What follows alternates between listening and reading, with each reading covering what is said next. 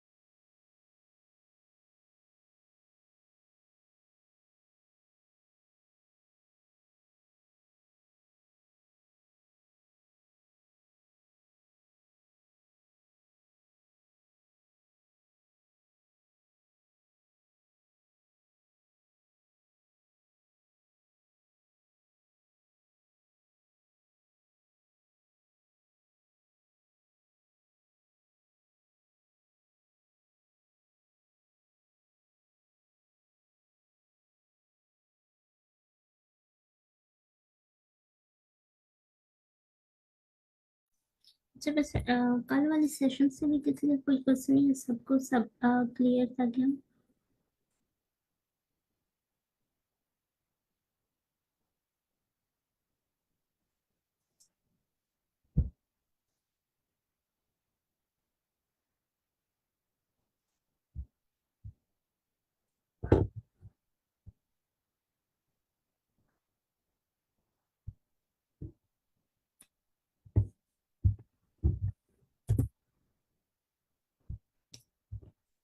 अच्छा, कोई रिवाइज करवाना चाहेगा कि कल हमने क्या देखा था कल के सेशन में?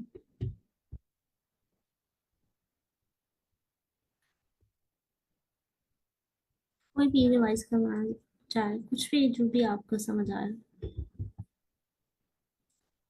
अच्छा, हाँ, कोई भी टीचर नहीं है, कोई भी स्टूडेंट नहीं है।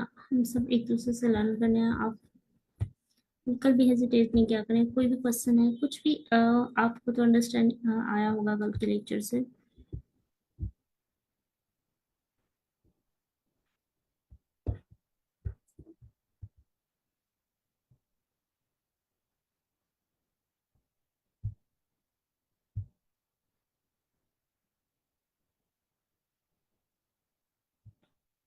कोई भी रिवाइज नहीं करवाना चाहेगा कल का लेक्चर? अस्सलाम वालेकुम मैम, काइंडली इसको रिवाइज करवा दें। मेरी आज पहली क्लास है। अच्छा, हमने कल मैं बेसिक्स बता देती हूँ। हमने कौन से टॉपिक्स कल डिस्कस किए थे, और फेसबुक पे भी रिकॉर्डिंग अवेलेबल है। आप चाहे तो देख सकती हैं। मैं आपको बेसिक बताऊँ कि हमने डेटा स्ट्रक्चर एल्गोरिथम का बेसिक इंट्रोडक्शन देखा था। उसमें डिफरेंट डेटा स्ट्रक्चर्स और एल्गोरिथम्स होते हैं। हमने जस्ट फर्स्ट कल एरे को देखा था और बेसिक सा कॉन्सेप्ट लिया था टाइम कॉम्प्लेक्सिटी एंड स्पेस का। और लीड कोड का हमने क्वेश्चन स्टार्ट किया था, जिस प्रॉब्लम की थी।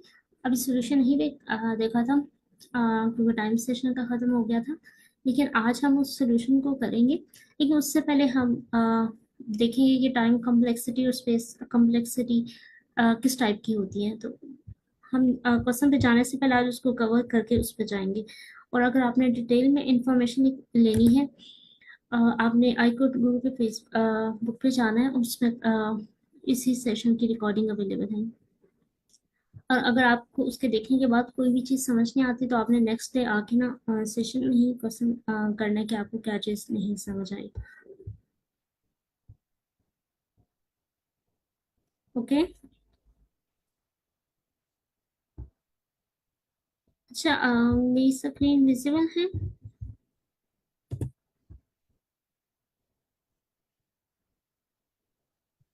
काइंडली जी मैम, विजिबल है आपकी यस स्क्रीन। Ma'am, visible. ठीक है। मैं एक दफ़ा फिर रिपीट कर देती हूँ। Basically time and space complexity क्या होती है। टाइम और स्पेस जो कॉम्प्लेक्सिटी होती है। अच्छा, टाइम वो होता है कि अगर आपके पास जब इनपुट वेरी कर रही है ना, तो उसके अकॉर्डिंग आपका जो एल्गोरिथम है, जो भी आपने अप्रोच यूज़ किया है, स्ट्रक्चर यूज़ किया है, उसके अकॉर्डिंग वो कितना टाइम ले रहा है। और स्पेस में ये होता है कि आप कितनी मेमोरी लेके उस इनपुट आपके पास जो है उसका सोल्यूशन दे रही हूँ। लेकिन आपने एक चीज, हम ये अज्यूम करते हैं कि हम लेट्स सपोज हमारे पास जो ऑपरेटिंग सिस्टम है, किसी के पास भी सीपीयू है, जो भी है, उसका इसमें कोई रोल नहीं होता, हम उसको कंसिडर कर देते हैं उसका रोल जस्ट जीरो है। तो जब भी आपने टाइम कम्प्लेक्सिटी देखनी है, तो आपने कभी भी उस टाइम को कंसिडर नहीं करना। लाइक अगर आपने ये, आप ये कहना चाह रहे हैं कि आपका सिस्टम इस कोड को ज़्यादा तेज प्रोसेस कर रहा है तो ये इसकी टाइम कम्प्लेक्सिटी होगी, नहीं। आपने जो अप्रोच लगाई है, जो भी एल्गोरिथम लगाया है, उसमें जो फंडामेंटल मेन ऑपरेशन है वो कितना टाइम ले रहे हैं आपके एल्गोरिथम को एग्जीक्यूट करने के लिए, बेसिकली वो टाइम कम्प्लेक्सिटी होती है। स्पेस कम्प्लेक्सिटी ये होती है कि आपको कितनी मेमोरी चाहिए। फॉर एग्जांपल अगर आपके पास 10 स्टूडेंट का डाटा है, उनके नेम है जो भी, आप कहीं भी तो उसे लिखोगे। जैसे आप प्रोटीन की एग्जांपल ले लो, अगर आप आपने कोई भी नेम लिखनी है, एक लिस्ट बनानी है, तो आपके पास एक रजिस्टर होना चाहिए, एक पेज, कोई भी चीज़ जिसमें आप अपना डाटा लिख सकें। वो बेसिकली आपके पास स्पेस है, एक मेमोरी है, सब सेव करने के लिए, डेटा वर्क के लिए। सेम होता है कि हम जब भी इनपुट से डील कर रहे होते हैं, उसके दरम्यान हमें कुछ मेमोरी की भी जरूरत पड़ती है। हम नई वैल्यू कोई भी हम स्टोर करवाना चाह रहे हैं, प्रिंट करवाना चाह रहे हैं, वो बेसिकली आपके पास स्पेस कम्प्लेक्सिटी होती है कि हम कितनी मेमोरी को यूटिलाइज करें। वो हमने डाटा स्ट्रक्चर कुछ देखे थे, जैसे एरे है, और अब एक अभी हमने जस्ट देखा है, हमने जस्ट नाम देखे थे, बाकी हम कमिंग क्लासेस में देखेंगे। और टाइम कम्प्लेक्सिटी, जाहिर सी बात है कि जब भी आपने उसको प्रोसेस करना है तो आपको कुछ ना कुछ टाइम लगेगा। अगर आप अपने उन नेम्स के अकॉर्डिंग कुछ अरेंज करना है, कुछ भी कोई भी ऑपरेशन परफॉर्म करना है, चाहे आपने उनको सेंडिंग में लिखना है, कुछ और ऑपरेशन जैसे इंटीजर की वैल्यू है उनकी लिस्ट है, आपने उनको प्लस माइनस करना है, तो आपके पास कुछ ना कुछ टाइम लग रहा होगा। और उसके दरमियान आप कौन सी अप्रोच यूज कर रहे हो। जैसे अगर हम ले लें, हमारे पास कुछ नंबर है, जैसे चिल्ड्रन की अगर हम एग्जाम्पल ले, तो कुछ चिल्ड्रन जो होते हैं कि वो फिंगर्स पे उनको काउंट कर लेंगे। कुछ जो होते हैं स्मॉल सी लाइंस ड्रा करते हैं और फिर सम निकालते हैं। कुछ अब जैसे हम हाई लेवल पे आते हैं तो हम कैलकुलेटर यूज करने लग जाते हैं। ये सारी ना एक डिफरेंट अप्रोचेज है एक ही प्रॉब्लम को सॉल्व करने की, यानी कि सम करने के लिए। अब हर अप्रोच पे डिपेंड करता है कि हमने किस टाइम का ऑपरेशन यूज किया और हमें कितना टाइम लग रहा है। तो बेसिकली ये सिंपल वर्ड्स में टाइम कॉम्प्लेक्सिटी और स्पेस होती है। अच्छा, जैसे हमने एक एरे यहाँ पे डिक्लेयर की, ए डबल आर के बाद से एक लिस्ट आपके लिए, इसमें कुछ वैल्यू है तो इनको कुछ ना कुछ स्पेस, ये कुछ ना कुछ स्पेस ले रहे हैं। लेकिन जब एल्गोरिथम में हम ये एक फिक्स साइज एरे है, तो ये एक मींस इसकी हम टाइप्स देखेंगे, फिर मैं बताऊंगी आगे ये ऑफ एन क्या होता है। ये बेसिक सा मैंने जस्ट इंट्रोडक्शन दी, एग्जांपल्स आपको आगे ज्यादा क्लियर समझ आएंगे। अच्छा, तीन टाइम्स की टाइम एंड स्पेस को एक ही तीनों टाइम और स्पेस दोनों को ओ, थीटा और ओमेगा तीनों से रिप्रेजेंट किया जाता है। लाइक ओ जो होती है आपका वर्स्ट केस में आपकी परफॉर्मेंस कैसे जाएगी। जैसे आप, आपके पास लिस्ट ऑफ नेम है, जो आपने लिस्ट बनाई है, आपने किसी पर्सन का नेम देखना है, आप वन बाय वन सर्च करो। बेस्ट केस ये है कि वो आपको फर्स्ट पे ही मिल गया, आपने जो लिस्ट बनाई हुई है, तो वो आपका, हम उसे लोअर बाउंड कहते हैं या हम उसे बेस्ट केस परफॉर्मेंस कहते हैं, और हम उसे ओमेगा के सिंबल से डिनोट करते हैं। अगर वो मिडल में जाके मिलता है, जैसे 10 नेम्स है, 4 पे, 5 पे, 6 पे, तो हम उसे कहेंगे कि वो एवरेज उसकी परफॉर्मेंस है, कि आपको मिड पे मिल रहा है। मिड से आगे पीछे भी हो सकता है स्लाइड पे। ऐसे केस को हम थीटा से करते हैं। वर्स्ट केस से होता है कि आपने पूरी लिस्ट देखी और आपको सबसे लास्ट पे लिखा है, तो आपको ओवरऑल कितना नेम्स देखने पड़े, सबके सब लास्ट तक। तो ये हमारे पास फर्स्ट केस परफॉर्मेंस होती है, जो अपर बाउंड लास्ट पे आपने कब तक जाना है अपनी इनपुट का। एक आपके पास अगर इनपुट आ रही है, तो बेसिकली हम अपने सिनेरियो में जब भी देखेंगे, हमने जो कम्प्लेक्सिटी देखनी है, वो जिसे हम डिनोट करते हैं, हम फर्स्ट केस देखने होता है कि हम, हमारे पास फर्स्ट केस सिनेरियो में हमारी लास्ट तक, मतलब हमारी कोई भी इनपुट है जो हमने सोल्यूशन दिया है, वो कब तक जाएगा। तो इसलिए हम इन सब केसेस में ओ ऑफ एन से डिनोट कर देते हैं। एन जो होती है इनपुट लेंथ होती है, डिपेंड वेरी कर रही होती है, अगर कांस्टेंट हो तो कोई भी इंटीजर होगा। तो सेम अगर हमने एग्जांपल देखी थी, तो ये मैंने ओ ऑफ एन लिखी थी। ये जो ओ ऑफ होता है, ये वर्स्ट केस में हम परफॉर्मेंस देखने होते हैं। तो ओवरऑल हम जितने भी आगे क्वेश्चन करेंगे, हम सब में वर्स्ट केस परफॉर्मेंस देखेंगे। अच्छा, ये तो हमने देखा था कि कितने ले लें, इसको अभी फिलहाल जो होते हैं इस पे आते हैं। अच्छा, टाइम एंड स्पेस जो कॉम्प्लेक्सिटी है वो डिफरेंट टाइप्स की हो सकती है। एक तो ये होती है, वो फिर होती है, यहाँ से स्टार्ट करते हैं। अच्छा, जितनी, एक नीचे ग्रीन है, अगर सबको क्लियर है, ये हल्की सी, उसके बाद पैरेट है, फिर येलो है, फिर ये ऊपर हम देखें, जो ग्रीन वाली है वो एक्सीलेंट है। जो नेक्स्ट है पैरेट कलर की है वो गुड है, और जो ये कम्प्लेक्सिटी येलो वो फेयर है। अब ये जो लाइट कलर में है ये फेयर में कंसिडर बैड है, लेकिन हॉरिबल है, मतलब बहुत ही बैड है जो पिंक कलर में। अब हम देखते हैं बेटर क्यों है। ओवर वन जो होता है, जैसे हमने कल ओवर वन देखा था, आपने कोई नेम सर्च किया और आपको ना एक ऑपरेशन लगा, वो आपको पहली लिस्ट के पहले इंडेक्स पे ही आपको वो नेम मिल गया जो आप सर्च करना चाह रहे हो। तो वो हमारी बेस्ट है कि आपको पूरी एरे को ट्राइवर्स से नहीं करना पड़ा, तो आपको पहली लोकेशन में मिल गई। अच्छा, लॉक ऑफ एन हम भी देखेंगे, वो हमें ज्यादा बाइनरी सर्च में होता है, इसमें ही होता है।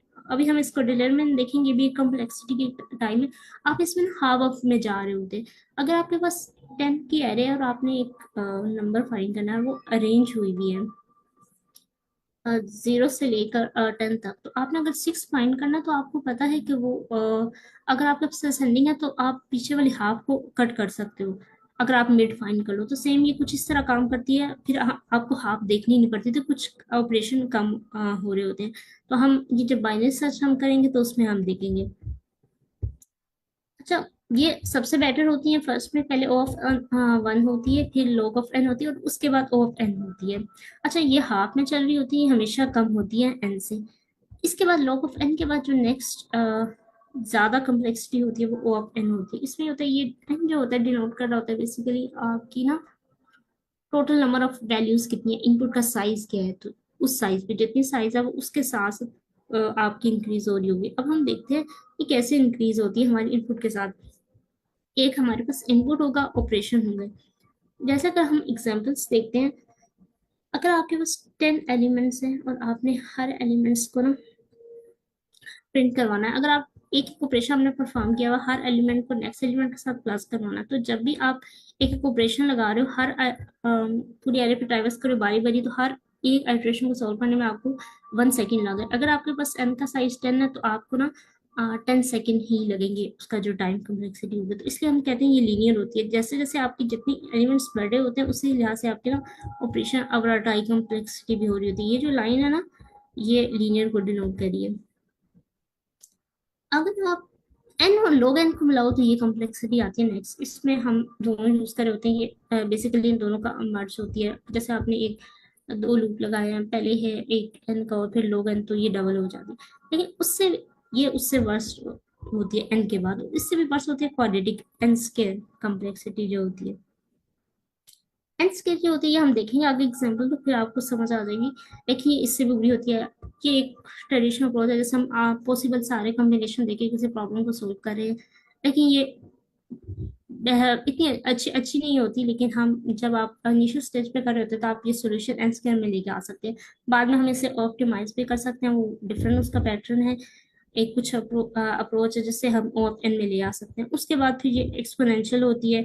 ये भी जैसे जैसे ऑपरेशन बड़े होते हैं तो ज्यादा इसका टाइम, स्केल में आपका टाइम डबल हो जाता है। जैसे आपके पास 10 एलिमेंट्स है ना, अगर आप एक एलिमेंट्स है तो आप उसको प्रिंट करवा रहे हो, और अगर उसका जो टाइम है वो 2 सेकेंड लग रहा है, तो N to N, N into N जो हो जाता है वो बेसिकली एन स्केल हो जाता है। तो इसमें ना डबल टाइम उसका लग रहा होता है आपके इनपुट साइज के अकॉर्डिंग, और जो आप ऑपरेशन यूज करे होते हैं। ये एक्सपोनेंशियल होता है, ये भी उससे भी ज्यादा होती है कॉम्प्लेक्सिटी। और उसके बाद हमारे पास ये फैक्टोरियल होती है। फैक्टोरियल बेसिकल पॉसिबल कॉम्बिनेशन होते हैं, हम कुछ ये उससे भी ज्यादा होती है एक्सपोनेंशियल से। लेकिन आपने बेटर जो सोल्यूशन होता है वो नॉर्मली हम जो सोल्यूशन देख रहे होते हैं ओ ऑफ एन में भी और ब्रूट फोर्स में भी देख रहे होते हैं। लेकिन वो कुछ सोल्यूशन होते हैं जो ब्रूट फोर्स से हम देखेंगे ब्रूट फोर्स अप्रोच क्या होती है, वो सिप्टिमाइज होकर ओ ऑफ एन में आ जाते हैं। अच्छा, अब हम ना बारी बारी कोड के थ्रू एक दफा देख लेते हैं। अच्छा, हम ना हाँ, पहले देखते हैं कांस्टेंट टाइम कॉम्प्लेक्सिटी क्या होती है। अब आपके पास ना एक कोड है और बार बार आपके पास लिस्ट आ रही है, उस इनपुट पे ना बार बार एक वैल्यूज आ रही हैं एक एरे में ना, आपने हमेशा उसका ना जस्ट पहला एलिमेंट आपने रिटर्न करवाना है। तो आपको जो नंबर ऑफ ऑपरेशन लग रहे हैं वो जस्ट वन है, आपने जस्ट जीरो इंडेक्स दिया और वो वैल्यू असेस कर लिया। तो ये हमारे पास ना कांस्टेंट टाइम कॉम्प्लेक्सिटी, ये जस्ट एक ऑपरेशन आपको लगाना पड़ रहा है। तो ये जो कॉम्प्लेक्सिटी होती है, चाहे आपके इनपुट का साइज जितना मर्जी बड़ा हो जाए, आपकी जो कॉम्प्लेक्सिटी होती है यहाँ पे ये ब्लैक में लास्ट में लाइन देखिए, ये हमेशा कांस्टेंट देंगे। चाहे आपकी एलिमेंट्स 100 आ जाए, चाहे 1000 आ जाए, चाहे 10,000 आ जाए, आपने जस्ट पहला एलिमेंट रिटर्न करवाना है, तो आपकी ना जो ओवरऑल टाइम कॉम्प्लेक्सिटी पे है वो कोई फर्क नहीं पड़ रहा, जितनी मर्जी आपकी इनपुट बड़ी हो रही है। तो ये नीचे एलिमेंट्स में ये बेसिकली इनपुट को डिनोट कर रहे हैं, और ये हमारी ओवरऑल टाइम कॉम्प्लेक्सिटी है। तो जितने मर्जी इनपुट बढ़ती जाएगी, आपका जो टाइम है वो जस्ट कांस्टेंट रहेगा। जैसे अगर हमने एक, जैसे मैंने यहाँ एग्जांपल लिया, जस्ट अगर आप पहला एलिमेंट जस्ट प्रिंट करवा रहे हो, तो चाहे 100,000 वैल्यू, आपने तो पहला ही एलिमेंट्स देना है ना, रिटर्न करना है, तो वो आपका जस्ट जीरो से हो जाएगा, आपके बाकी इनपुट से कोई फर्क नहीं पड़ा, तो हमारा टाइम जो होगा वो हमेशा कांस्टेंट रहेगा। इसके बाद अच्छा, कांस्टेंट की डिफरेंट वर्जन होते हैं, ये जस्ट एक नहीं है। एक तो ये होता है कि आपने ना वो किया, आपने अगर कोई वैसे एक, हम एक नॉर्मल बात करते हैं, लूप जैसे चल रहा है तो हम क्या देते हैं, ऑफन है, लेकिन हालांकि केस नहीं होता, कुछ चीजें और भी बिल्ट इन फंक्शन होते हैं, जैसे हम अगर हम यूज कर रहे हैं तो उनकी से भी कम्प्लेक्सिटी बढ़ जाती है, वो हम बाद में देखेंगे। अगर आपने एक लूप लगा दिया और आपको वो लूप की ना पता है अपर लिमिट कि वो कहाँ तक चलेगा, जैसे हमें अब ये एक इंटीजर वैल्यू है, अगर हमें पता है ये जस्ट 11 तक चलेगा, तो इस केस में ये जो इसकी कॉम्प्लेक्सिटी है वो कांस्टेंट रहेगी, क्योंकि हमें पता है ओ ऑफ ई 10, ये अपर बाउंड है, और सॉरी ये जो इसकी हाईएस्ट रेंज है वो जस्ट एक्सक्लूड होती है लास्ट वाला एलिमेंट 11, मीन्स ये 10 तक चलेगा। तो ये जस्ट 10 तक चलेगा, तो इसलिए हमारे पास ना, हमें पता है ये, हमें जो टोटल आइटरेशन चलनी है वो 10 है। अगर यहाँ पे कोई एन होता, हमें इनपुट नॉन नहीं होती, तो उस केस में ना ये ऑफ एन में चली जाती है इसकी टाइम कॉम्प्लेक्सिटी। लेकिन जब भी आपको आइट्रेशन नॉन, आपको पता है वो लोग कितनी दफा चल रहा है, 5-10 दफा, ये 1000 भी हो सकता है, अगर पता है ये ये जो आपकी रेंज है लास्ट वाली, ये लूप 1 से स्टार्ट होकर 1000 तक चल रहा है, तो तब भी ये कांस्टेंट रहेगी, क्योंकि ओ ऑफ 1000 जो होता है ना, हम उसको एज अ कांस्टेंट ही लेते हैं। इसकी वजह से आपने अब एक कंडीशन लगा दी, ये condition just one time check होगी, जो भी ए बी की वैल्यू, if A greater than B print yes, else print no. तो ये भी जो है एक कंडीशन है, ये जस्ट वन टाइम से ले रहा है, तो ये भी हमारे पास ना, इस केस में भी हमारे पास जो टाइम कम्प्लेक्सिटी है वो कांस्टेंट रहेगी। अब हम साथ में स्पेस को भी देख लेते हैं। मैम जी। हम- मैम ये स्लाइड नंबर 10 में मैं क्वेश्चन, ये मैं एक चीज ऐड करना चाह रहा था कि जैसे अब हमारे पास स्लाइड इसके अंदर अगर हम ये वाला इंडेक्स को असेस करें, लाइक लिस्ट के अंदर 0 से इंडेक्स लिखा हुआ है ना, अगर हम यहाँ पे लिख दें 1 2 3 4, तो तब भी हमारे टाइम कॉम्प्लेक्स क्यों 1 ही होगी? जी, अगर आप स्पेसिफिक इंडेक्स दे रहे हैं ना, यस। जैसे ये लास्ट इंडेक्स है, अगर आप मिडिल भी दे रहे हैं, तो वो हमें पता है, एसएस कोई भी इंडेक्स देंगे तो वो आपकी ओपन लेगी, वो पूरी एरे में जाके नहीं देगी, वो जस्ट हाँ, स्पेसिफिक और जगह डायरेक्ट पे चले देगी। जाएगी, तो उसका भी कॉम्प्लेक्सिटी वो 1 ही रहेगी। जी। ठीक है। अच्छा, अगर हम अब नेक्स्ट देखते हैं कौन सा स्पेस कॉम्प्लेक्सिटी, ये होती है कि आपने ना स्पेस कॉम्प्लेक्सिटी होती है कि आपने लिस्ट बनाई है, लेकिन आपने उसका साइज फिक्स कर दी है 5 तक। अब यहाँ पे, यहाँ ये सिर्फ लिस्ट 5 वैल्यूज ले सकेगी, हमने कोड किया, हम उसको एक दफा रन करके देख लेंगे जस्ट क्लियर कॉन्सेप्ट क्लियर करवाने के लिए। तो जब आपने साइज लिस्ट का फिक्स कर दिया ना, तो इट्स मीन कि वो कॉन्स्टेंट स्पेस कॉम्प्लेक्सिटी है, लेकिन और कांस्टेंट और 1 हमने लिख दिया। अगर आपने एक वेरिएबल बनाया जस्ट उसमें वैल्यू स्टोर करवाना है 4 मल्टीप्लाई 3, तो ये भी एक कांस्टेंट स्पेस कॉम्प्लेक्सिटी है, और जो वेरिएबल होते हैं वो वैसे भी जस्ट एक वैल्यू स्टोर कर रहे होते हैं, वो कांस्टेंट स्पेस ले रहे होते हैं मेमोरी जस्ट। अच्छा, लीनियर क्या होती है? अब हमने लीनियर कांस्टेंट टाइम कॉम्प्लेक्सिटी देखी और फिर कांस्टेंट स्पेस कॉम्प्लेक्सिटी देखी, अब हम लीनियर टाइम कॉम्प्लेक्सिटी देखेंगे। डिनोट करने दोनों में एक ही होते हैं, ओ ही से ही होते हैं। अच्छा, लीनियर ये होती है कि आपने ना एक लूप चलाना है, वो एन टाइम चलाना है, ये मैंने यहाँ पे एन जस्ट 100 लिया, लेकिन ये आपने ये अंडरस्टैंड करना है कि एन की वैल्यू आपको नोन नहीं है, आपको नहीं पता एन की वैल्यू क्या है, तो आपने जस्ट आपको लूप आइटरेट करना है, कोई वैल्यू आप प्रिंट करवा रहे हैं, तो ये जो लूप है इनपुट के साइज पे डिपेंड कर रहा है, हमारा ऑपरेशन क्या है, हम 10 उसको प्रिंट करवा रहे हैं, अगर हम ऐड भी करवा रहे होते हैं कुछ भी, तो ये एन की वैल्यू जो है वो हमें नोन नहीं है, तो इस केस में ये जितनी भी एन डिनोट कर रहा है, आपके पास इनपुट की लेंथ कितनी है, तो जितनी इनपुट की लेंथ होगी ये उतनी टाइम चलेगा, तो हम इस केस में इसको क्या कहते हैं कि ये ओ ऑफ एन है। इसके अंदर और कोई ऑपरेशन, ये जस्ट प्रिंट ही हो रहा है, तो ये जस्ट ओ ऑफ 1 ले रहे हैं। उसके बाद अगर हमने एक लिस्ट डिक्लेयर है, हम एक बिल्ट इन फंक्शन यूज कर रहे हैं सम, तो सम का जो फंक्शन होता है ना, ये भी लीनियर में चलता है, क्योंकि इसमें पूरी एरे को 1 बाय 1, हमें तो लग रहा है जैसे हमने सम लिख दिया और हमारे पास प्रिंट हो के आ गया, लेकिन ये अगर नम में n वैल्यूज हैं तो ये n टाइम्स सम करेगा, तो हम इसलिए कहेंगे कि इसकी भी टाइम जो बिल्ट इन फंक्शन है सम है, इसकी टाइम कॉम्प्लेक्सिटी ऑफ n होगी। तो ये चीज आपने माइंड में रखनी है कि जब भी आप कुछ बिल्ट इन फंक्शन यूज करते हैं, जैसे आप मैक्स का करने दो, अगर आपने इंटायर लिस्ट में से मैक्स की वैल्यू फाइंड करना है तो वो वहां पे हमारी कॉम्प्लेक्सिटी ऑफ 1 हो जाती है। लेकिन आपके पास जस्ट दो वैल्यू से मैक्स फाइंड करना है तो वो जस्ट हमारे पास कांस्टेंट हो जाएगी। तो ये चीजें आपने ना ज़हन में रखनी होती हैं क्वेश्चन सॉल्व करने से पहले, और इन चीजों को हम देखेंगे कोड में। अगर हम इसमें देखें लीनियर टाइम की, हमने तो देख लिया। अब अगर हम स्पेस में देखें तो आपने एक लिस्ट डिक्लेयर करवाया, आपने उसमें वैल्यू प्रिंट करवा, लेकिन आपको नहीं पता आपके ना कोड किस तरह करेगा, आपके पास कितनी इनपुट वैल्यू आएंगी, उसके अकॉर्डिंग आप अपेंड करवाएंगे। तो इस केस में भी हम क्या कहते हैं, ये जो पीछे ना हमने फिक्स डिफाइन की थी, जिससे हमें ना कांस्टेंट स्पेस कॉम्प्लेक्सिटी कहा था। यहाँ पे ये हमें साइज पता था कि हम 5 इसमें सिर्फ नंबर आएंगे, लेकिन जहाँ पे हमें नहीं पता, हम वैल्यू आएंगे जस्ट पेन करवाते जाएंगे और हमें फिक्स नहीं है, एन वैल्यूज हो सकते हैं। तो इसमें इसकी स्पेस कॉम्प्लेक्सिटी जो होगी वो लीनियर होगी। अच्छा, क्वाड्रेटिक जो स्केल में होती है उसमें ये होता है कि आपने एक लूप लगाया, वो एक्स इन रेंज चल रहा है। अच्छा, मैं इसका कोड आपको दिखाऊंगी तो ये ज्यादा समझ आएगा। एक मिनट, आपने एक्स की वैल्यू लगाई, वो 5 तक चलेगा, और अब दूसरा वाई बनाया, वो पहली इटरेशन में जब आया, एक मिनट मुझे एनोटेट करना। अब यहाँ पे इसकी इटरेशन जो थी ना वो 1 थी। इनिशियली वैल्यू 0 से स्टार्ट हो रही है तो 0 थी। अब जब ये इधर आया, ये 0 से 1 तक ये एक लूप तो स्टार्ट हो गया, लेकिन ये जब जब तक ये लूप कंप्लीट नहीं होगा ना तो ये वापस उसके अगली इटरेशन में नहीं जाएगा। तो ये 0 के साथ अब कौन सा कॉम्बिनेशन लगेगा, 0 के साथ 0 का कॉम्बिनेशन होगा, 0 के साथ सारी वैल्यू जो हमारी रेंज कहाँ पे खत्म हो रही है 5 तक, 0 के साथ 1 होगा, फिर 0 के साथ एक कॉम्बिनेशन बनेगा 2, फिर 0 के साथ 3 बनेगा, फिर 0 के साथ 4 रेंज एक लेस चलती होती है, 0 से स्टार्ट हो रहा है। ये पर वैल्यू पे 5 टाइम चल रहा है, फिर 1 वैल्यू आएगी उसमें भी ये 5 टाइम प्रिंट करवाएगा, फिर 2, तो ये 5 इंटू 5 कितनी होगी, 25। तो ये हमारी किस में चलेगी, स्केल में कॉम्प्लेक्सिटी एन इंटू एन। ये हमारे पास जहाँ तो हमने डिफाइन किया वैसे आप ये अंडरस्टैंड कर लीजिए, एन हमें नहीं पता, और जे भी एक ही हमने लाइक एक एरे उस पर लूप चला रहे हैं और उसकी वैल्यू एन है, वही सेम एरे दूसरी भी वही एरे है, लेकिन हम उसमें कुछ पेयर्स फाइंड कर रहे हैं। तो एन इंटू एन क्या हो जाएगा, ये एन स्केयर हो जाएगा। तो इस तरह से ये पूरे कॉम्बिनेशन पॉसिबिलिटीज होती हैं। इसे हम बेसिकली वैसे ब्रूट फोर्स अप्रोच भी कहते हैं। जब भी हम इसे यूज करते हैं तो हम जितने भी पॉसिबल कॉम्बिनेशन हो रहे होते हैं उनको चेक कर रहे होते हैं।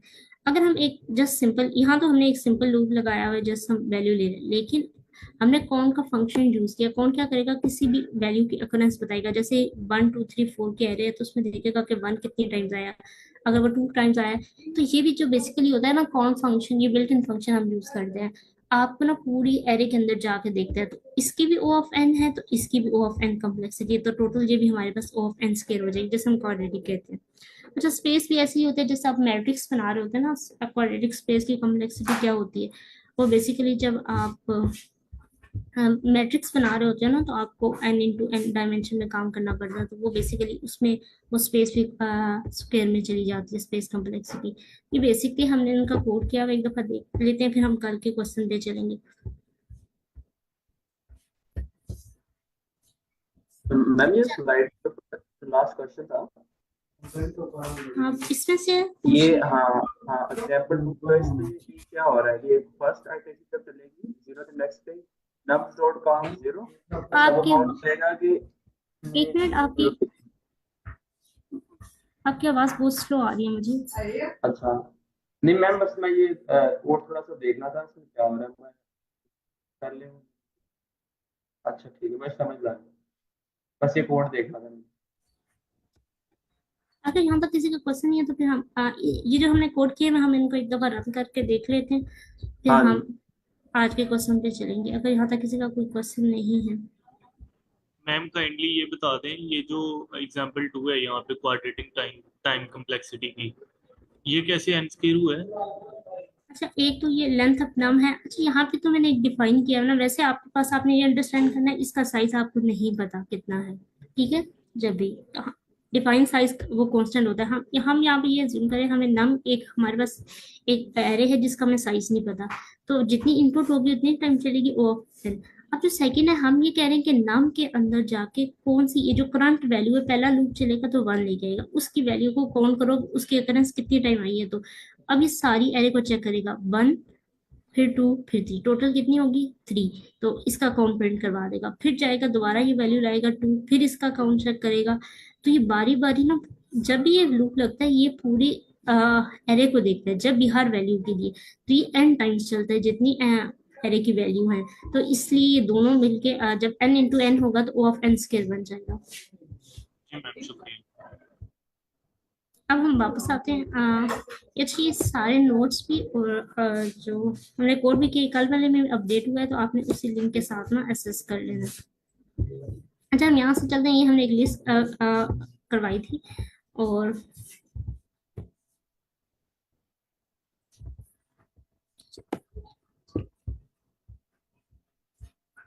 ये तब तक कनेक्ट हो रहा है।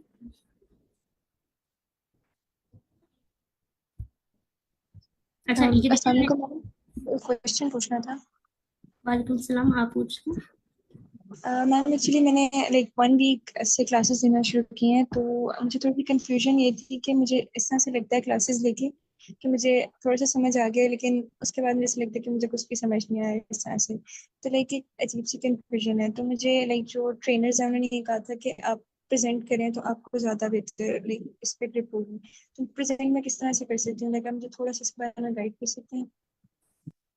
अच्छा, अगर आपने कोई क्वेश्चन, हम आगे लीड कोड के क्वेश्चन करेंगे और हमने एक शीट बनाएंगे, उसमें ना कोई भी जो क्वेश्चन पार्टिसिपेंट है वो प्रेजेंट करना चाहते हैं, वो हम एक डे रखेंगे, और उस दिन आके ना आपने कोई भी क्वेश्चन प्रिपेयर करना, बेशक वो इजी सा हो, रिलेवेंट करके ना, फिर आपने ना, हम एक दिन सेशन रखा करेंगे वीक में, तो उसमें आपने ना आके प्रेजेंट करना है, और जो चीज़ आपको नहीं समझ आ रही है आपने वो पूछनी है। हमने एक शीट शेयर करेंगे, उसमें प्रेजेंटर के नेम होंगे, और हम एक दिन डिसाइड कर लेंगे वीक का, थर्सडे या फ्राइडे में से कोई एक, और उस वो हमें पार्टिसिपेंट को चांस दिया करेंगे कि वो कोई भी अभी हम 2-3 दिन लीड कोड कर लें, फिर आप कोई भी क्वेश्चन लेके आपने उसको अंडरस्टैंड करके आके प्रेजेंट करना है। ओके मैम, मतलब वो जो शीट है वो कब शेयर होगी, लाइक 2-3 दिन बाद आफ्टर लीड कोड की प्रैक्टिस? वो अभी तक उसमें आपने नेम मेंशन करना होगा, और इस वीक में अगर हम एरे का टॉपिक कर रहे हैं, तो अगर आप एरे से रिलेवेंट कर सकते हैं, तो कोई भी इसी प्रॉब्लम है लास्ट में आप एरे से करें, कोई भी प्रेजेंट कर सकते हैं। हम एक दिन रखेंगे, और वो शीट में भी आपने नेम मेंशन करना होगा, थर्सडे या फ्राइडे को मैम एक दिन रख लेंगे वो। वो शीट में से लाइक उसका कोई लिंक वगैरह? नहीं, उसमें आपने सिर्फ अपना नेम लिखना होगा, हम वो गूगल डॉक्स के लिंक शेयर कर देंगे आज। लाइक वो क्लास के बाद शेयर होगा?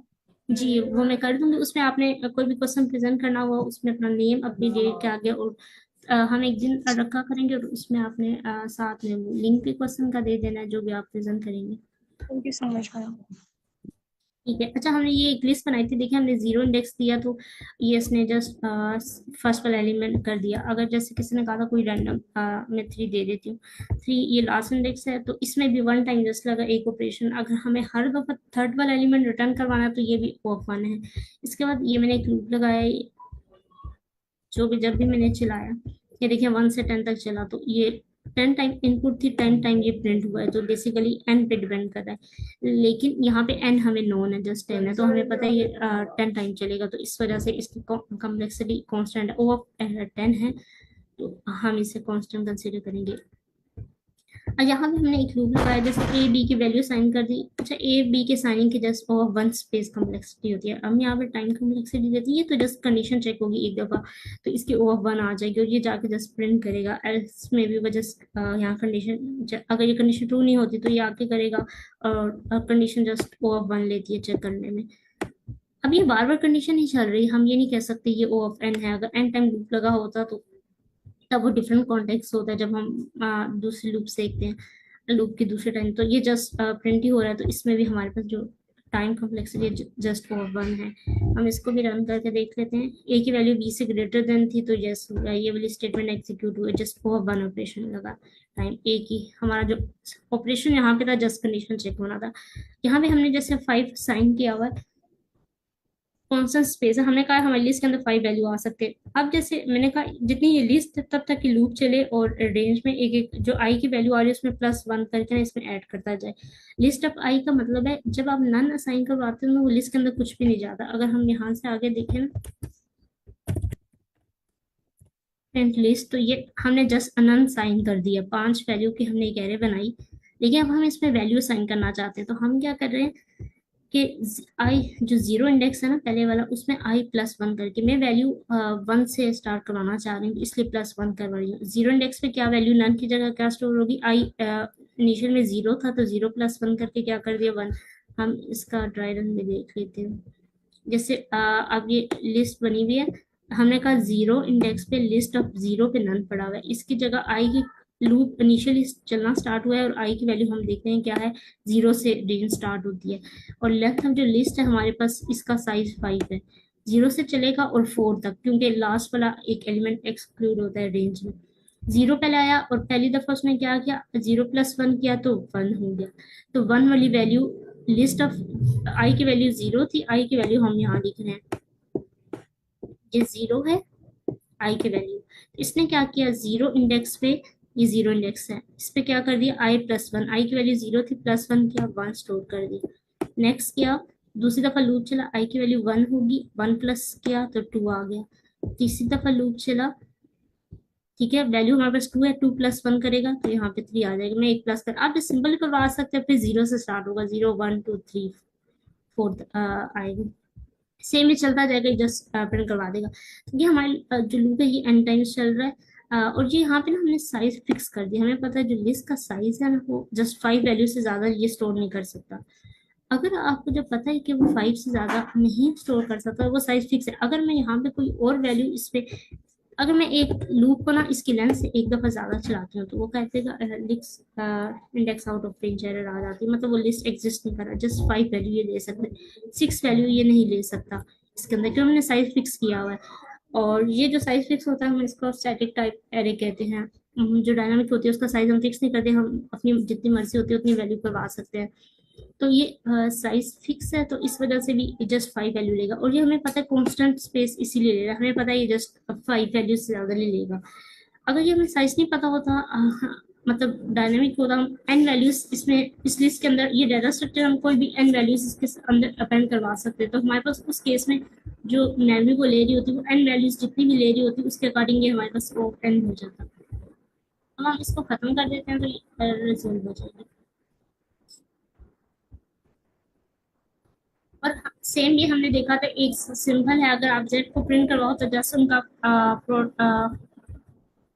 प्रोडक्ट प्रिंट होगा तो जस्ट जेड ए की वेरिएबल है वो भी कांस्टेंट होता है।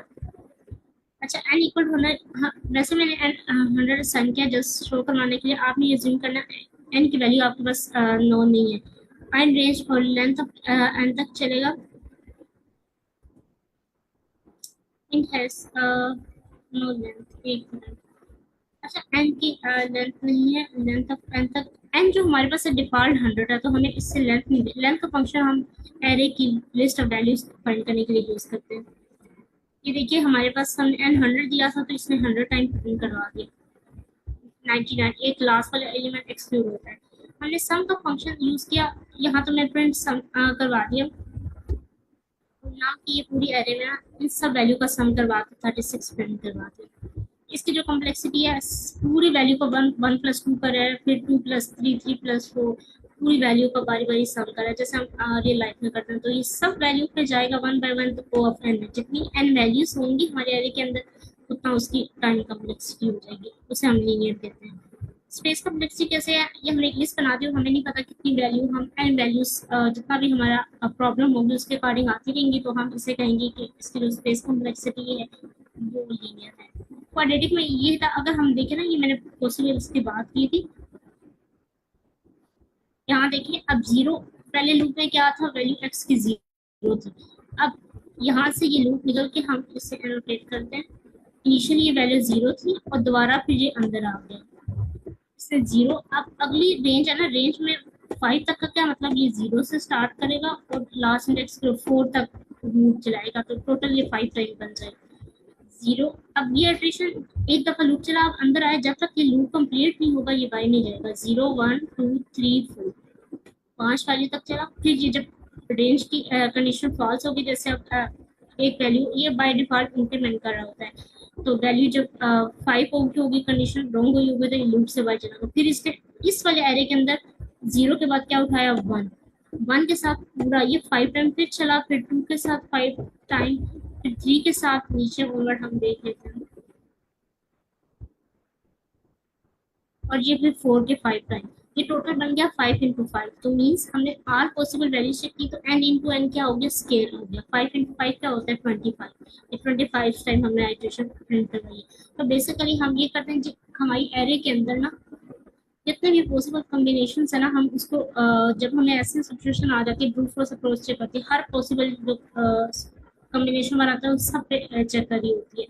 इस वजह से इसकी जो कॉम्प्लेक्सिटी होती है क्वाड्रेटिक होती है, जैसे हम कहते हैं एन स्क्वायर। मैम एक क्वेश्चन है यहाँ पे। कुछ ना क्वेश्चन। मैम यहाँ पे आपने रेंज को मतलब कांस्टेंट रेंज रख दिया 5। आप थोड़ा सा ऊंचा बोलेगा। मैम मैं ये कह रहा हूँ कि यहाँ पे आपने जो रेंज है उसको तो आपने कांस्टेंट कर दिया 5, तो ये 5 तक ही चलेगा, इससे आगे नहीं चलेगा। तो ये भी क्या क्वाड्रेटिक टाइम कम्प्लेक्सिटी ही होगी?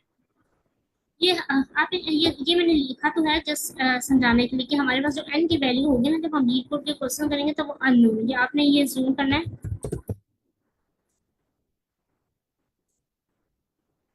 n देते हैं यहाँ पे 5, और हमें ये जूम करना है जो n है वो हमारे पास नोन नहीं है, ठीक है।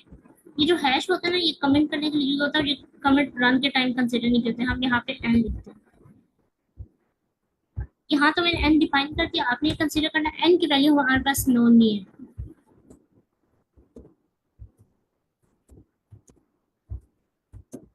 ठीक है। अब आपको समझ आ गई? यस मैम अब समझ आ गया। इसे समझाने के लिए क्या है, अगर हाँ जब मैं n कर रही हूँ जिसका मतलब है n की वैल्यू हमने जस्ट अज्यूम की हुई है, लेकिन वो रियल में हमें पता नहीं है। जी ठीक। अच्छा अब हम एक और देख लेते हैं, हमने कौन का देखा था। अब ये देखिए, अब जैसे इसमें प्रिंट होंगे आप देखिए जी। जी जी मैम, अच्छा ये बताइएगा प्लीज, जो कोड रन कर रहे हैं तो कौन सा ब्राउजर यूज कर रहे हैं या फिर डायरेक्ट कोई साइट यूज कर रहे हैं, ये काइंडली बताइएगा। अब कोलैब है, गूगल कोलैब, आप गूगल पे सर्च करो, आपने अगर ईमेल किया तो जस्ट फौरन आ जाता, आप इसे रन कर सकते हैं। अगर हमने कोई भी लिसन कर लेना गूगल ड्राइव से, अगर आपकी कोई भी एग्जांपल आपने करनी है, नोटबुक आपके पहले से पढ़ी है, अगर आप न्यू बनाना चाहते हो तो न्यू बना लेना, न्यू नोटबुक ये क्लिक कर लें, ये आपके बन जाती है।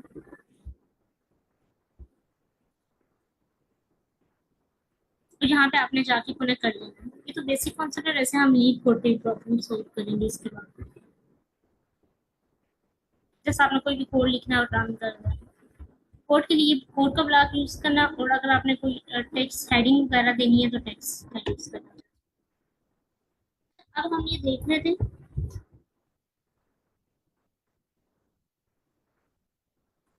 देखिए पहले उसने किस वैल्यू का देखा, जो रेंज से 0 से चेक स्टार्ट हो रही थी, 0 एलिमेंट एग्जिस्ट नहीं करता था, उसका काउंट क्या प्रिंट करवाया 0। फिर उसने 1 देखा, 1 कितनी टाइम आया, 1 2 और 3 टाइम आया, उसका काउंट उसने क्या प्रिंट करवा दिया, 3। फिर ये पूरी एरे के अंदर जाकर चेक कर रहा है। फिर नेक्स्ट उसने क्या करना है, दोबारा से 1 के बाद उसने 3 टाइम आया, 2 को देखा, 1 2 और 3, 2 भी ना जो था वो 3 टाइम उसका काउंट था, प्रिंट करवा दिया। हम अगर थोड़ी सी आसानी के लिए ऐसे कर लेते हैं, हमारा ये वैल्यू हम कैसे स्टार्ट करते हैं, हम यहाँ पे ना आई की वैल्यू दे देते हैं और उसका काउंट दे देते हैं, आई और साथ में उसका काउंट आ जाएगा आपके पास।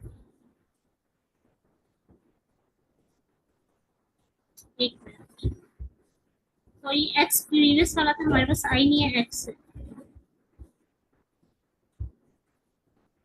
पहले 0 का काउंट 0 टाइम्स आया, 1 का काउंट 3 टाइम आया, फिर सेकंड उसने रेंज ना +1 करके चल रही होती है सीक्वेंस से। रेंज में जब x की वैल्यू इनिशियली 0 थी, फिर +1 हुआ, नेक्स्ट आइटरेशन में उसकी 1 होगी, उसका काउंट 3 टाइम्स आया था। फिर 2 के टाइम ना दोबारा वो कितनी टाइम रिपीट हुआ है, 3 टाइम्स। फिर 3 देखा वो कितनी टाइम रिपीट हुआ है, 1 2 और जस्ट 2 टाइम। फोर्थ अकाउंट ये रेंज इसके नम तक चलिए, टोटल कितनी वैल्यू है, 3 6 7 8 है, तो 0 से लेकर 7 तक चलेगी, और 4 और 5 हमारे पास एग्जिस्ट ही नहीं कर रही एरे में, उन सब का अकाउंट 0 0 आ गया, 6 और 7। ये पूरी एरे में ना काउंट करने के लिए चेक कर रहा है, नम के अंदर जाके कौन किसको करा है जो करंट वैल्यू है, इसलिए हम कहते हैं ये एन टाइम चलता है, एन इंटू एन। ये मिस्टेक है, ये होगी एन स्केल, ये भी एन स्केल होगी। अच्छा, यहाँ तक किसी को कोई क्वेश्चन नहीं, हम आज लीड कोड की तरफ मूव करते हैं जो हमने कल क्वेश्चन छोड़ा था।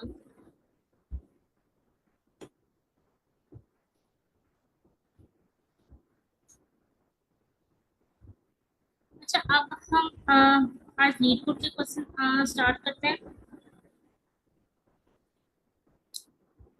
लीड कोड की स्क्रीन विजिबल है? जी मैम विजिबल। हम क्वेश्चन हमने कल देखा था, एक दफा दोबारा रिवाइज कर लेते हैं। हमारे पास एक एरे ऑफ इंटीजर होंगे, लिस्ट ऑफ मींस वैल्यूज होंगी, और टारगेट क्या होगा, हम ये टारगेट हमारे पास गिवन होगा, यहाँ पे 9 है। हमने दो नंबर्स का सम करना है इस तरह लिस्ट के अंदर से कि उसका जो आंसर आना चाहिए ना सम, वो इस टारगेट के इक्वल आना चाहिए। और अगर जिन दो वैल्यू पर सम इस टारगेट के इक्वल आएगा, हमने उसका इंडेक्स देखा। इंडेक्स हमने देखा था कि कोई भी वैल्यू के एक सम से आप एक आईडी होती है, जैसे फर्स्ट 0 फिर 1 फिर 2 फिर 3, जिन दो वैल्यू का सम टारगेट के इक्वल आ रहा है, हमने उसका इंडेक्स रिटर्न कर दिया। अच्छा, हमने ये अज्यूम करना है कि सॉल्यूशन ऑलवेज एग्जिस्ट करेगा, मींस कोई ना कोई ऐसी दो वैल्यू होंगी जो टारगेट के इक्वल आ रही होंगी, ऐसा नहीं हो सकता कि वो एग्जिस्ट ही नहीं करेगा। और हमने अपने जैसे हमारे पास टारगेट 4 आ गया ना, तो ऐसा नहीं हो सकता 2 + 2 हम अपने एलिमेंट के साथ इसको प्लस कर दें, ये काम हमने नहीं करना। हम इसको अगर देखें, जैसे अब 2 से एक लूप चलेगा ब्रूट फोर्स, अब एक लूप चला, इसने 2 को 7 के साथ प्लस किया, 2 + 7 हमें टारगेट मिल गया, तो यहाँ तक तो हमें रिटर्न हो जाए। लेकिन लेट्स सपोज ये 7 यहाँ पे बराबर, यहाँ पे 4 है, 2 + 4 हमारे पास नहीं सम आ रहा, फिर 2 को 11, 2 + 4 क्या आ रहा है 6, 9 नहीं आ रहा, फिर 2 + 11 13 आ रहा है, टारगेट के इक्वल नहीं है। 2 + 7 अगर यहाँ पे आ रहा है तो ये 9 के इक्वल है, तो 2 का इंडेक्स क्या है 0, इसका 1, इसका 2 और इसका 3, तो 0 3 रिटर्न हो जाएगी। यहाँ पे ये 7 यहाँ पे पड़ा है, तो 0 और 1 रिटर्न होगा।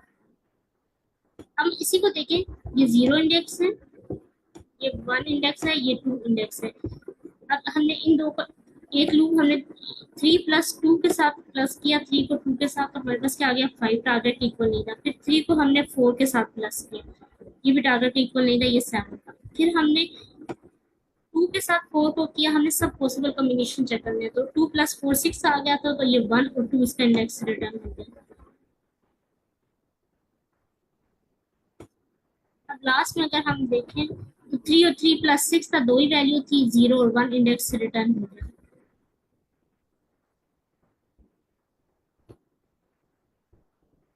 अच्छा, यहाँ तक अब हम सॉल्यूशन की तरफ आते हैं। अच्छा, हम इसमें ब्रूट फोर्स अप्रोच यूज करेंगे, लेकिन हमें ये याद रखना है, इस पे अगर हम आते हैं ना, तो जब हम 0 से स्टार्ट करते थे, 0 के साथ 0 आ गया, 0 के साथ 1, लेकिन जब हम 1 पे आए थे ना, तो हम ब्रैकेट एलिमेंट को दोबारा देख रहे थे 0 1, लेकिन ये कॉम्बिनेशन क्या हो गए थे, रिपीट हो गए थे, 0 1 और 1 0।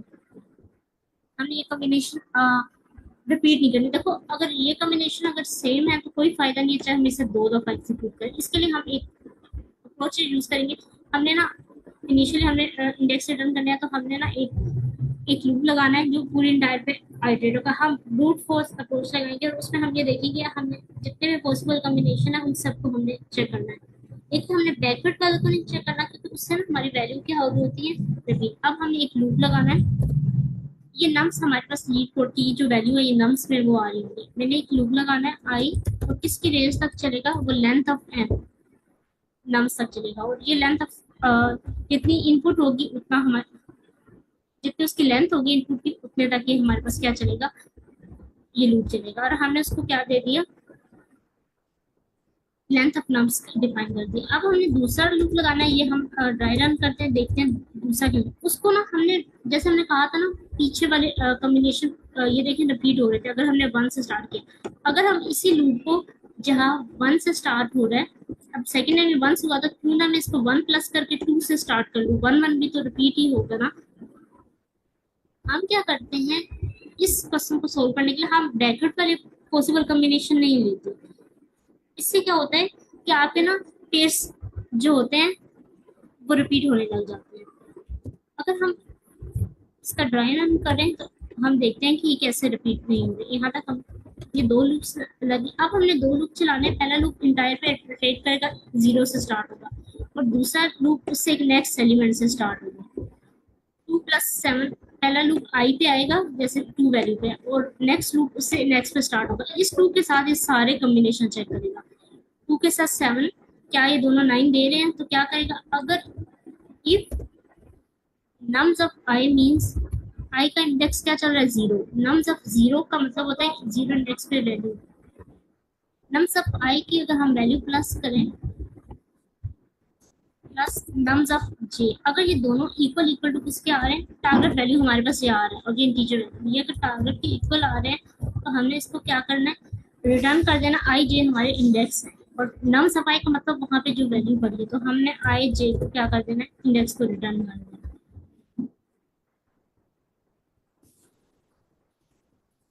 ये सेट हो गया सब केसेस के लिए। अच्छा, हमने ना इसका ड्राई रन देख लेते हैं, उसके बाद फिर कोई क्वेश्चन बात पूछा। अब हमने ना इसका ड्राई रन करना है। सबसे पहले आई का लूप कहाँ से चला, हम ये वाली एग्जांपल ले लेते हैं, ये वाली भी ले लेते हैं, अगर टाइम बचा सेकंड वाली। इसमें तो फर्स्ट पे ही रिटर्न हो जाएगा, कोड को रिपीट कीजिएगा प्लीज एक दफा, प्लीज कोड को क्या कहा सर आपने, कोड को रिपीट कीजिएगा। थोड़ा सा लाउड बोलिएगा। 4 लाइन से, लाइन नंबर 4 से कोड को रिपीट कीजिएगा। लाइन नंबर 4 से, ओके।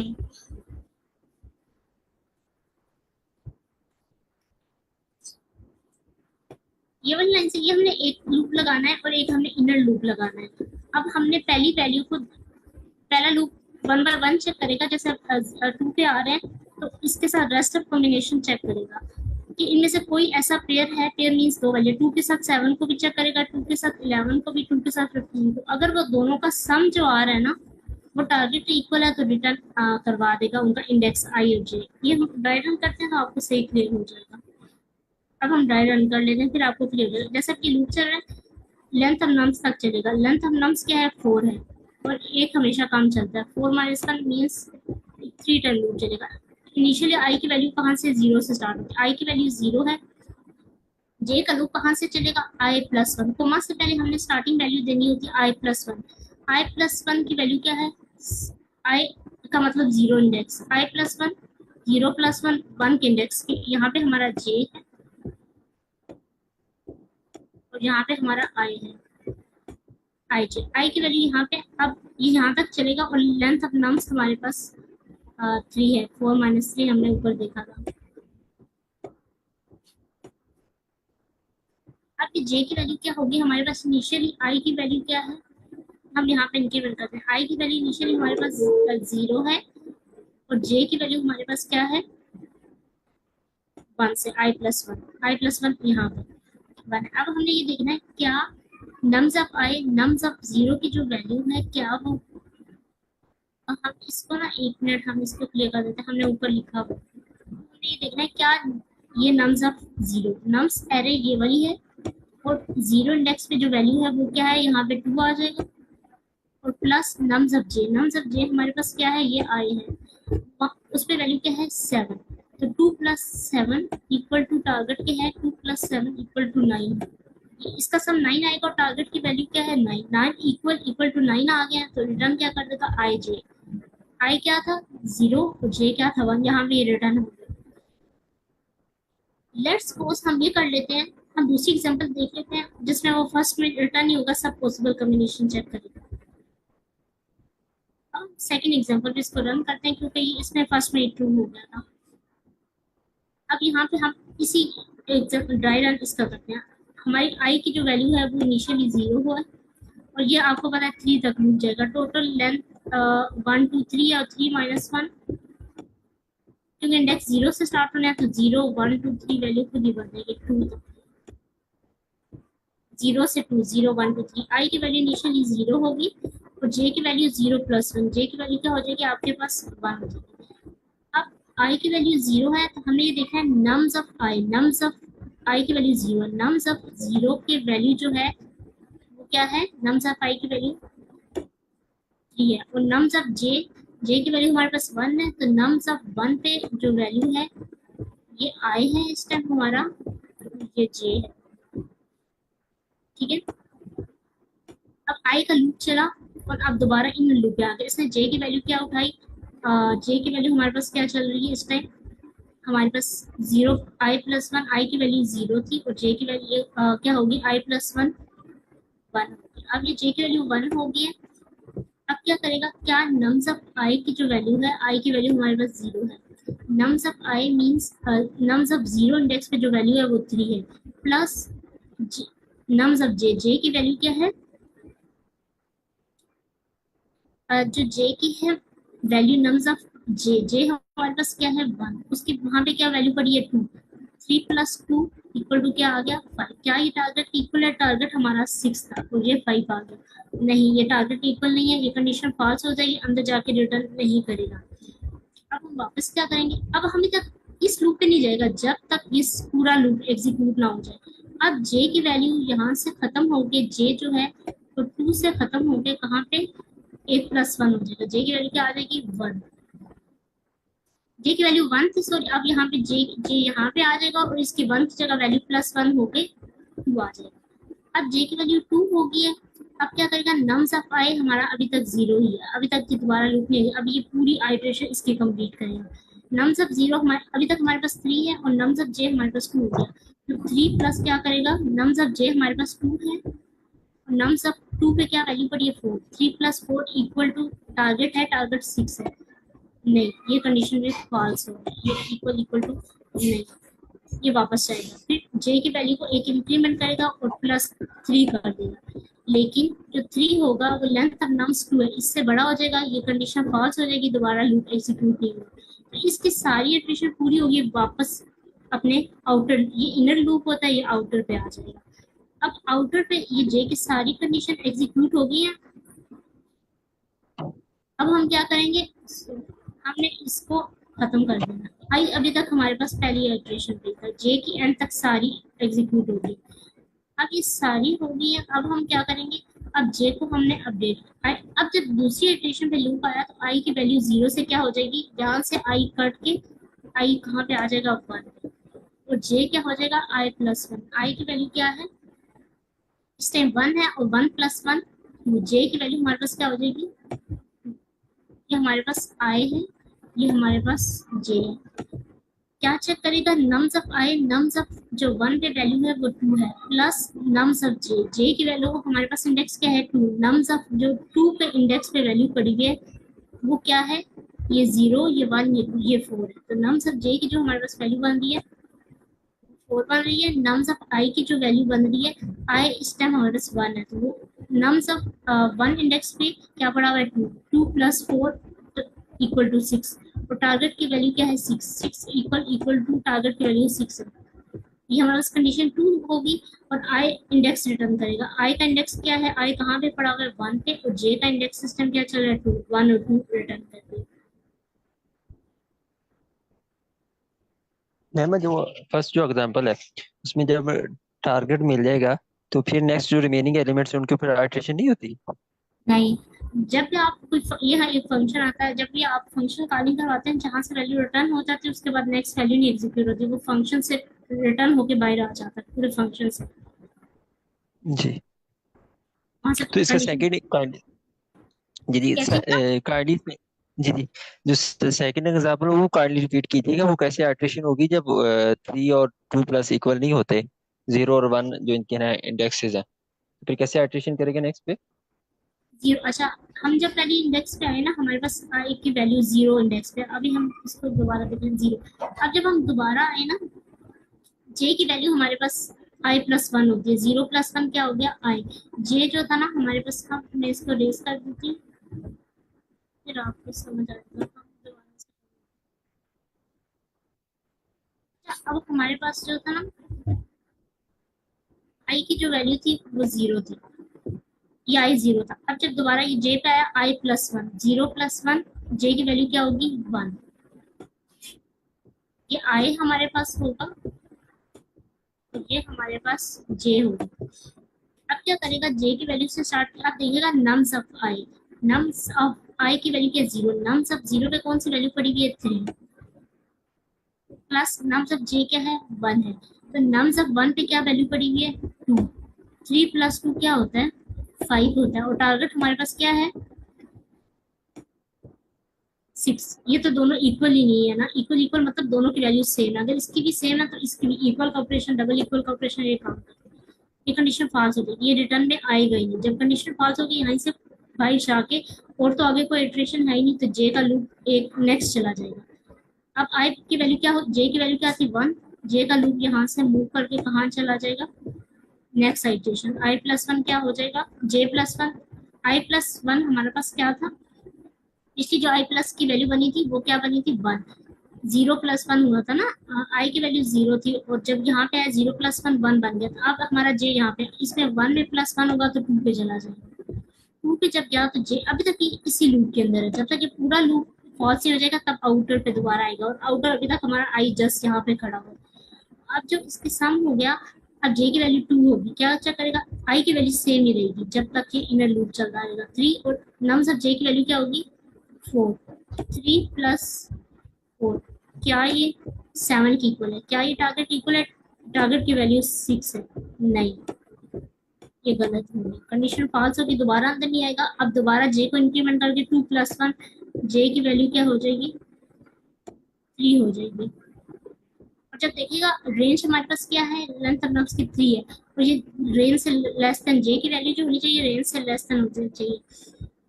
अच्छा 3 2 से बड़ा हो जाएगा तो ये कंडीशन पास हो जाएगी, इस लूप से निकल के बाहर वापस इस आई वाले पे आ जाएगा। अब आई की आइट्रेशन जे की सारी आइट्रेशन एंड तक मूव होगी, अब हम जे वाली वैल्यू को हम डिलीट कर देते हैं। इसी तरह ये दोबारा आ जाएगा, आई की वैल्यू 1 पे मूव आ जाएगी, आई की वैल्यू यहाँ 1 पे आ जाएगी, और जे को जब वो चेक करेगा 1 + 1 2 होगा तो 2 + 4 ये आंसर आ जाएगा। तो हमें सब पॉसिबल कॉम्बिनेशन चेक करने होते हैं, और हम अगर इसकी टाइम कम्प्लेक्सिटी देखें तो हमारे पास जो टाइम चल रहा है यहाँ पे O ऑफ n लेगा, n टाइम जितनी भी नम्स की लेंथ होगी, ये भी O ऑफ n टाइम चलेगा लेंथ के n तक, मतलब मीन्स थोड़ा सा प्रीवियस वैल्यू नहीं लेगा लेकिन हम इसको O ऑफ n कंसीडर करेंगे, और ये जो कंडीशन है ये जस्ट 1 टाइम चलेगी तो ये कांस्टेंट होगी, जस्ट 1 टाइम होगी, तो कांस्टेंट हमारा इतना फर्क नहीं पड़ता, ये भी जस्ट 1 टाइम ही लास्ट पे आके रिटर्न करेगा। तो O ऑफ n इसकी भी हमारे पास O ऑफ n होगी।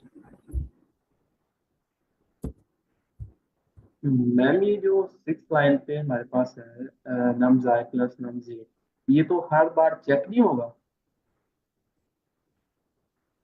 कौन सा नम्स हर बार चेक होगा, ये 6 लाइन जो है ये तो हर बार चेक होगी, उसके बाद अगर ट्रू होगी तो रिटर्न वाली वैल्यू लाइन जो है वो एक दफा चलेगी, वरना तो हमारे पास इस वाली कंडीशन हर बार नहीं चलेगी। ऐसे तो वैसे मेरे आइडिया है, क्वेश्चन है। अभी कह रही हूँ कि ये हर बार चेक होगा। हाँ जी, देखिए ना वो हर बार चेक होता है तो उसे पता चलता है कि वो टारगेट इक्वल नहीं है, जैसे ही उसे पता चलता है कि वो इक्वल है वो रिटर्न कर देता है। हर बार तो ये चेक तो हो रहा है, लेकिन इसकी अब हाँ एक अगर हम स्टेटमेंट की कॉम्प्लेक्सिटी नहीं जस्ट O1 चेक तो हो रहा है, अच्छा लेकिन आप लूप देखिए जब तक इंडेंट में होता है ना, जब तक कि इस लूप को पूरा आइटरेट नहीं कर लेता एंड टाइम तक की बाइंड नहीं जाएगा, और सेम यही काम होगा, लेकिन ये तो जस्ट सिंपल है 1 टाइम जस्ट कंडीशन चेक करेगा, तो एंड टाइम ठीक तो है। ये कंडीशन तो नहीं चलती ना, अगर हमने कोई ऐसा लूप लगाया होता जैसे लूप की टाइप्स डिवाइड और वो बार बार चेक कर रहा होता एंड टाइम कंडीशन, तो हम फिर इसको ऑफ 1 एंड कंसीडर करते हैं। अ- O of n into O of n जो होता है वो n स्केयर हो जाता है, तो हमारे पास n इंटू n जो ओवरऑल टाइम कॉम्प्लेक्सिटी होगी n स्केयर, और स्पेस हम यहाँ पे कुछ भी यूज नहीं करें, कोई भी डाटा स्ट्रक्चर एरे नहीं, तो हमारे पास स्पेस कुछ हमने कोई भी एक्स्ट्रा स्पेस नहीं है। अच्छा यहाँ तक क्लास करना का टाइम हो गया,